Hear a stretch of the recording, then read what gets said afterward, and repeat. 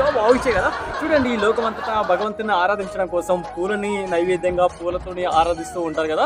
So but మన తెలుగు రాష్ట్రంలో మాత్రం పూలని దైవంగా భావించేటువంటి ఒక మంచి ఎంగిలి పూల బతుకమ్మ, ఒక బతుకమ్మ పండుగ చెప్పుకోవచ్చు కదా. సో రకరకాల బంతి, సీత జడ, ఇంకా రకరకాల డిఫరెంట్ టైప్ ఆఫ్ రంగురంగుల పూలను తెచ్చి ఒక మంచి గుండ్రంగా ఒక సర్కిల్ షేప్ లో అలంకరించి పాటలు పాడుకుంటా బతుకమ్మ చేసేటువంటి సందడి మామూలుగా ఉండదు కదా. Wow, super. అంటే మన తెలంగాణ యొక్క సాంప్రదాయానికి, సంస్కృతికి నిలువటద్దంగా నిలిచినట్టుగా చెప్పుకోవచ్చు కదా.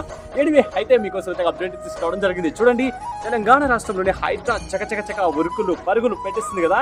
అంటే హైడ్రా రాజ్ వచ్చేసింది అనమాట. తెలంగాణలోని భూముల యొక్క పరిరక్షణకు, కబ్జాలకు గురైనటువంటి ప్రభుత్వ భూములను, పోరంబోక్ భూములను, అసైన్ భూములను, వీటన్నింటిని కూడా రక్షించడానికి ఒక పెద్ద పద్మవ్యూహం, పెద్ద సిస్టమ్ హైడ్రా అని చెప్పుకోవచ్చు కదా. సో ఈ హైడ్రా గాజుల రామారంలో ఒక 300 ఎకరాలను, ఒక ప్రభుత్వ భూమిని రక్షించినట్టుగా తెలుస్తుంది అనమాట. ఫైనాన్స్ కార్పొరేషన్ పర్పస్ మీద ఆ యొక్క ల్యాండ్ ను ఉంచడం జరిగింది. బట్ ఏంటంటే పెద్ద బడాబాబులు వాటిని ఆక్రమించుకోవడం, పేదల పేరు చెప్పి షెడ్లు వేయడం, అలా చాలా 300 ఎకరాలను కబ్జా